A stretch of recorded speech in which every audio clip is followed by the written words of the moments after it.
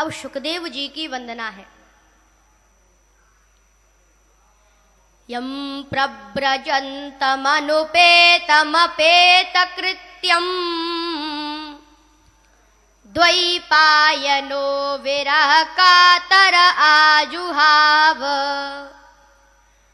पुत्रेति तन्मयतया तरबोभिनेदुस् तं सर्वभूतहृदयं मुनिमानतोऽस्मि तं सर्वभूतहृदयं मुनिमानतोऽस्मि।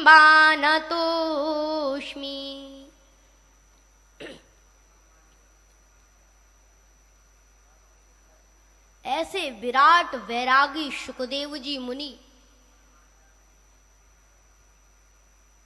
जो जन्म लेते ही माता पिता के चरणों में प्रणाम करके वैराग्य लेकर वन की तरफ चले जाती हैं।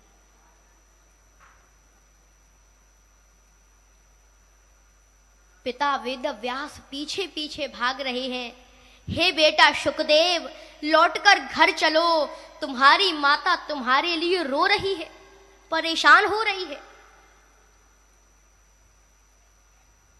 लेकिन शुकदेव मुनि कुछ भी नहीं बोले।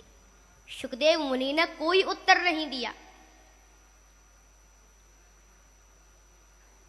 लेकिन तब पेड़ों ने उत्तर दिया कि हे वेदव्यास जी, आप वापस लौट जाइए। क्यों? क्योंकि आपका पुत्र जन्मजात सन्यासी है, वो जन्म से ही सन्यासी है, इसीलिए अब वो घर लौटने वाला नहीं है, इसीलिए आप वापस लौट जाइए। लेकिन प्रश्न ये उठा कि पेड़ों ने ही उत्तर क्यों दिया? क्योंकि शुकदेव मुनि ने तो कोई भी उत्तर नहीं दिया, तो पेड़ों ने ही उत्तर क्यों दिया? क्योंकि पेड़ ये कहना चाह रहे हैं कि हे वेदव्यास, हमारे सैकड़ों सैकड़ों पुत्र दूसरों के हित में चले जाते हैं, हम आंसू तक नहीं बहाते, और तुम्हारा एक पुत्र भारत में भागवत के प्रचार के लिए जा रहा है और तुम आंसू बहा रहे हो। पेड़ों के पुत्र कौन हैं? पेड़ों के पुत्र कौन हैं? फल ही पेड़ों के पुत्र हैं, उनके फल ही पुत्र हैं। तो पेड़ कहना चाह रहे हैं कि हमारे सैकड़ों पुत्र दूसरों के हित में चले जाते हैं, भूखों की भूख को शांत करते हैं, भूख बुझाते हैं, उन पर परोपकार करते हैं, और हम आंसू तक नहीं बहाते, बल्कि हम तो और प्रसन्न होते हैं कि हमारे पुत्र किसी भूखे के काम आए। और हे वेदव्यास, तुम्हारा एक पुत्र भारत में धर्म प्रचार के लिए जा रहा है, भागवत प्रचार के लिए जा रहा है, और तुम आंसू बहाते हो। जिनके लिए पेड़ भी बोल पड़े, ऐसे विराट वैरागी शुकदेव मुनि को हम सब प्रणाम करते हैं।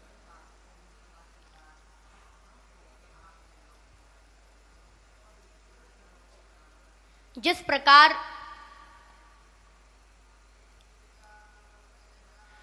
हम और आप श्रीमद् भागवत सप्ताह ज्ञान यज्ञ कर रहे हैं, उसी प्रकार एक समय शौनकादि 88,000 ऋषियों ने कई वर्षों तक यज्ञ की, कई वर्षों तक तपस्या की, लेकिन उन्हें शांति नहीं मिली।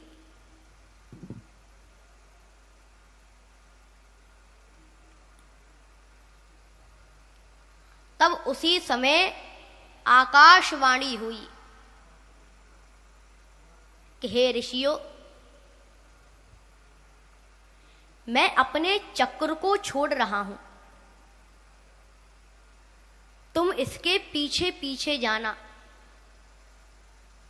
और ये चक्र जहां भी रुक जाए, जहां भी शांत हो जाए, तुम भी वहीं पर रुक जाना, क्योंकि वहां तुम्हें शांति देने वाला कोई ना कोई तो अवश्य आएगा।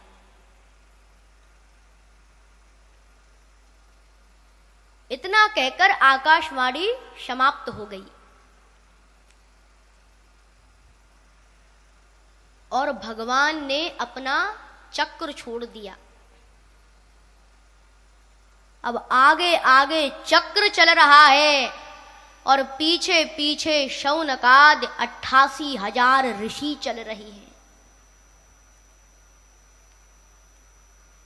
ये चक्र चलते चलते सीतापुर जिले के जंगल में शांत हुआ। तब से उस जंगल का नाम पड़ गया नैमिषारण्य।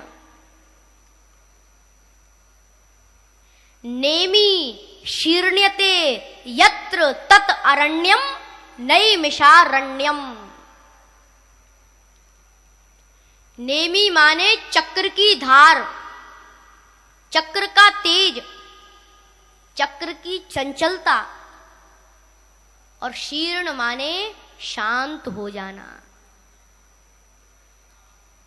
यानी कि चक्र की चंचलता जिस जंगल में शांत हो गई है, उसी जंगल का नाम है नैमिषारण्य।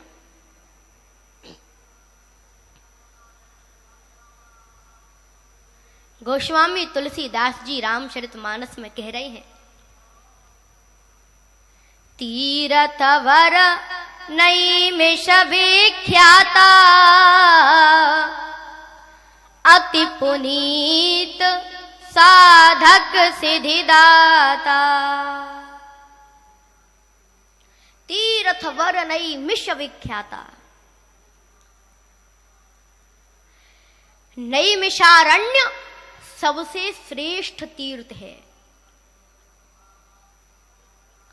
अति पुनीत साधक सिद्धिदाता, सबसे पवित्र है। यहां साधना करने पर साधकों को सबसे जल्दी सिद्धियां प्राप्त होती हैं।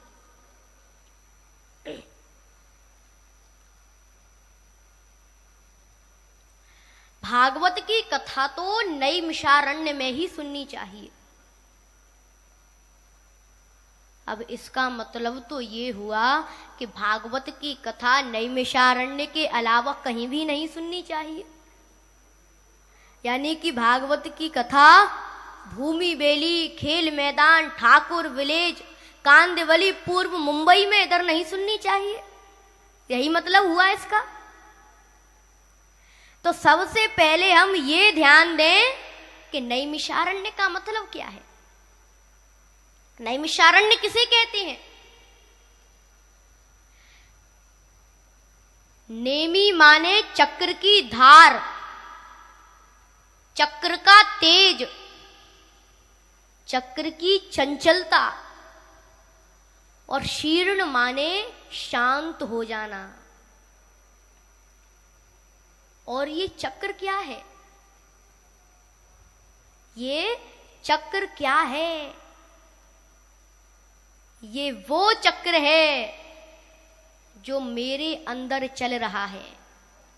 ये वो चक्र है जो आप सभी के अंदर चल रहा है, और ये चक्र है मन रूपी चक्र। कौन सा चक्र है? मन रूपी चक्र। यानी कि मन रूपी चक्र जहां पर भी शांत हो जाए, उसी भूमि का नाम है नैमिषारण्य।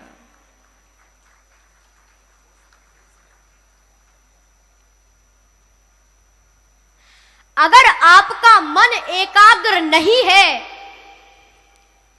तो नैमिषारण्य तीर्थ में भी कथा सुनने से कोई लाभ नहीं होगा।